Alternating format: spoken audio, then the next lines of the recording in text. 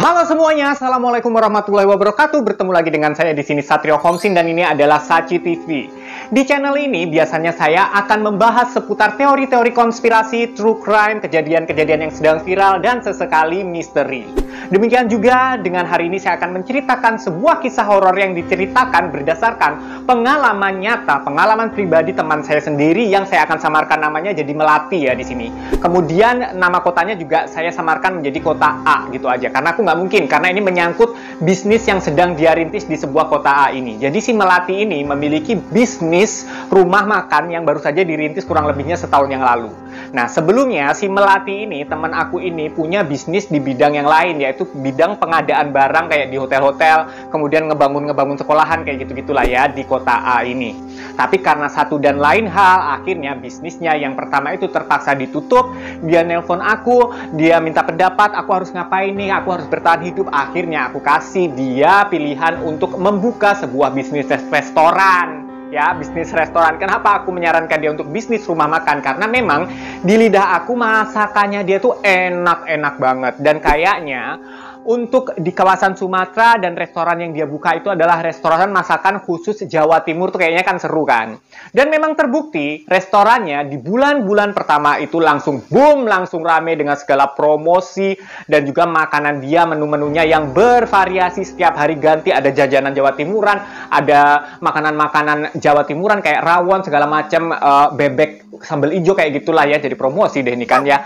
Nah pokoknya gitulah ya, rame lah judulnya ini si rumah makan ini. Kemudian di bulan kedua kalau nggak salah itu sudah mulai ada teror-teror yang terjadi. Pertama, standar, kalau rumah makan rame biasanya suka ada yang gangguin. Dari siapa? Biasanya sih bukan mau suuzon, biasanya dari saingan dengan usahanya yang sama, yaitu rumah makan. Apa teror pertama yang terjadi atau keanehan atau keganjilan yang terjadi di bisnisnya dia untuk pertama kalinya adalah nasi dan masakan-masakan yang dia masak secara bersih dan benar seperti bulan-bulan sebelumnya yang tadinya nggak ada apa-apa, itu tiba-tiba 2 jam pertama begitu mateng langsung basi.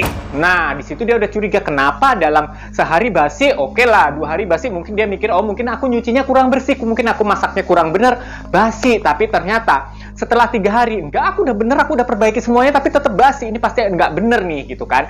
Dia panggil lah orang pinter kan, dia panggil seorang pinter, ya dukun lah gitu ya, kata kasarnya lah ya, kata biar umumnya gitu dukun lah dia panggil ya, paranormal dia panggil ke situ. Ternyata memang bener ada orang yang ngirim-ngirim, yang nggak suka dengan kesuksesannya si restorannya yang dia buka ini, karena memang restorannya ini tergolong baru tapi kok udah langsung rame.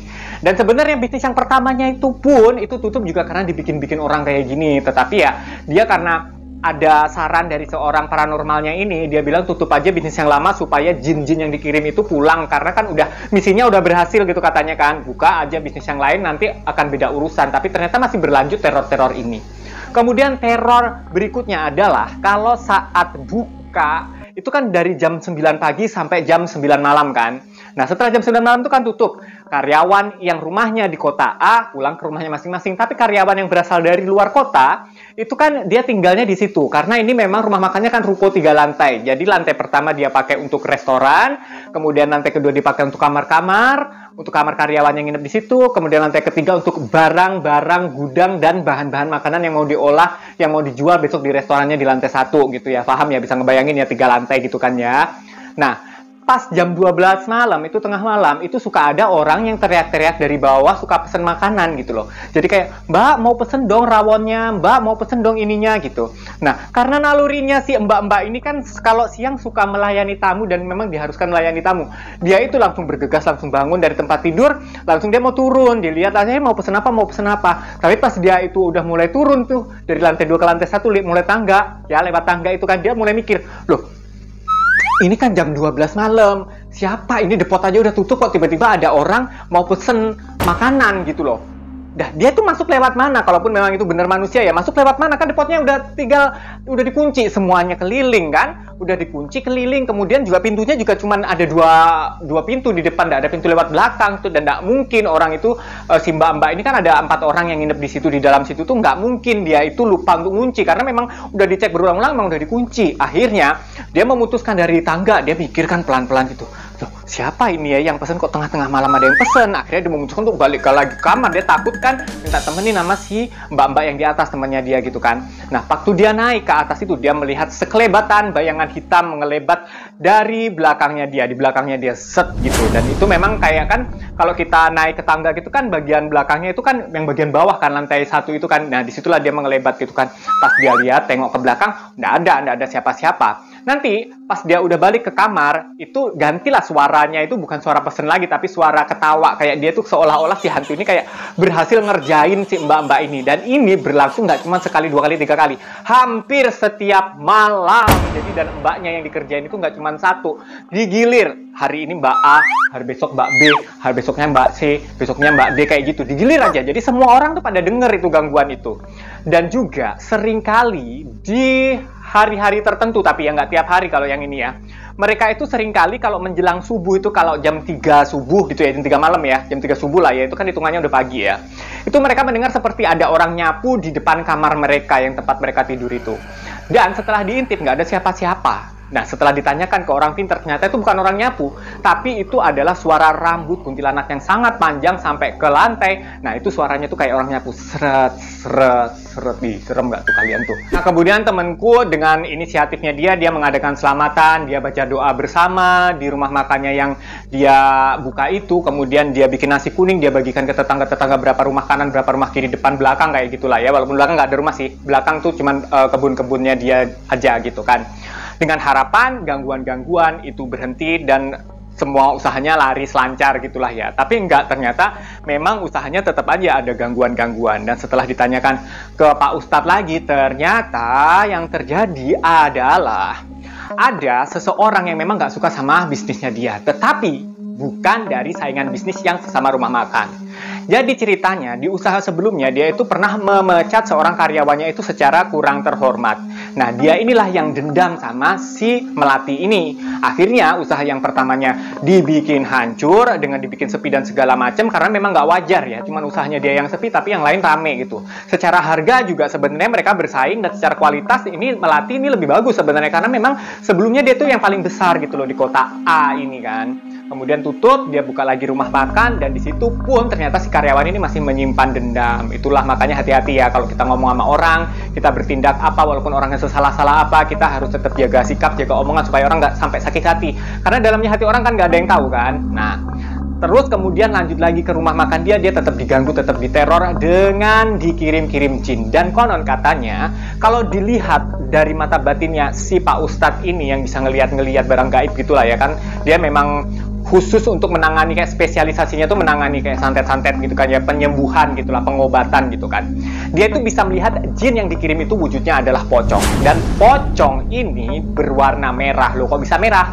Kenapa? Bukan karena diwantek ya, tapi karena pocong ini kain kafannya itu dilumuri oleh darah, berlumuran darah. Dan konon katanya pocong yang seperti ini memiliki energi yang jahat dan kuat, yang sering kali digunakan oleh orang-orang yang jahat juga, yang berhati kejam juga, untuk membalaskan dendam, untuk mengirim santet, untuk mengirimkan gangguan, untuk menutup usaha orang kayak gitu-gitu. Dan konon katanya pocong-pocong yang seperti ini, kenapa dia itu berlumuran darah? Karena dia meninggal secara tidak wajar dan sangat tersiksa. Bisa jadi dia disiksa, kemudian dibunuh, kemudian meninggal, dan kemudian jadi pocong. Tapi bisa jadi juga dia kecelakaan, yang mungkin dia korban tabrak lari. Pokoknya yang meninggalnya itu nggak langsung meninggal aja gitu. Abis disiksa nggak langsung meninggal, jadi dia tersiksa aja dulu gitu loh. Jadi akhirnya dia menjadi pocong yang berlumuran darah dan memiliki energi yang sangat-sangat negatif, dan sering dimanfaatkan oleh orang-orang yang jahat untuk menutup usaha orang. Nah gitu. Sementara itu pendapat sebelumnya, sebelum ada sosok pocong yang terbongkar oleh si Pak Ustadz ini, mereka menuduh justru jin yang dikirim adalah si kuntilanak yang suka ngeganggu-ganggu mbak-mbak malam-malam itu. Dan ternyata mereka salah besar, karena kata Pak Ustadz nggak ada hubungannya antara sepinya rumah makan dan juga si kuntilanak. Karena kuntilanak itu sebenarnya bukan suruhan siapa-siapa, dan dia memang sudah makhluk, sudah ada di situ semenjak si ruko ini belum dibangun. Dan sekarang dia itu dulu itu tempatnya ada di sebuah pohon yang kemudian ditebang, kemudian dibangunin ruko, dan dia pindah ke belakang ruko, memang ada sebuah pohon cempedak. Nah, dia duduk di situ. Tapi karena dia mungkin kangen, suka kangen sama rumah lama gitu kali ya, dia suka mainlah ke situ. Dan memang dia sedikit usil tapi nggak jahat, karena memang nggak sempat melukai atau bikin orang jatuh, bikin orang kepleset, nggak. Dia cuma manggil-manggil, suka goda-goda. Dia tuh suka aja kalau ada orang ketakutan karena ulahnya dia. Memang usil nih si kuntilanak ini kan. Jadi di sini yang ditindak oleh temenku ini adalah si pocong yang berlumuran darah ini. Tapi ya alhamdulillahnya setelah diproses sama si Pak Ustadz ini, ternyata sekarang ya alhamdulillahnya lancar segala usahanya, segalanya juga udah nggak pernah basi lagi itu makanan, dan juga udah nggak pernah lagi sepi, dan juga lancar lah pokoknya semuanya. Dan yang tadinya temanku ini sempat hampir sakit-sakitan, hampir sih, tapi ya nggak banget sih alhamdulillahnya, itu menjadi sehat walafiat semua sekeluarganya dan lancar semuanya.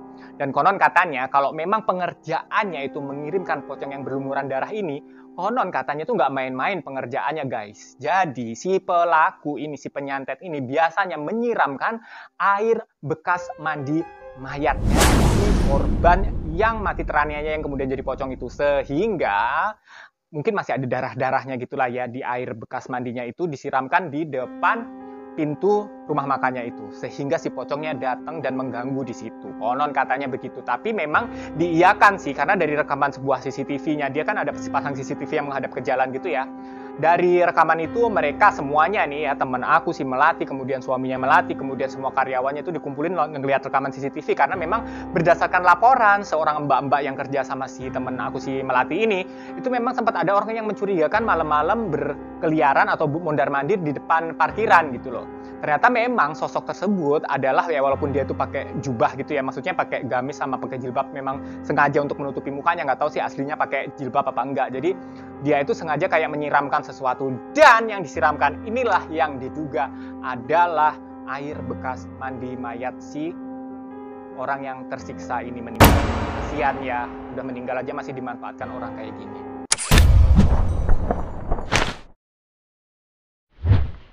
Oke guys, thank you banget udah mau menyimak video ini, menyimak cerita ini sampai habis.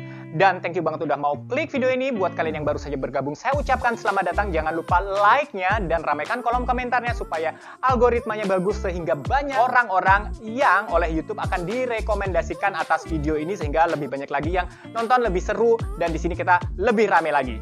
Thank you banget, jangan lupa subscribe-nya bagi yang belum, dan bagi yang udah saya ucapkan terima kasih. Salam semakin viral. Assalamualaikum warahmatullahi wabarakatuh. Hati-hati jaga omongan ya guys. Kalau orang sakit hati kita nggak pernah tahu dalamnya hati orang itu lebih dalam dari dalamnya Danau Toba.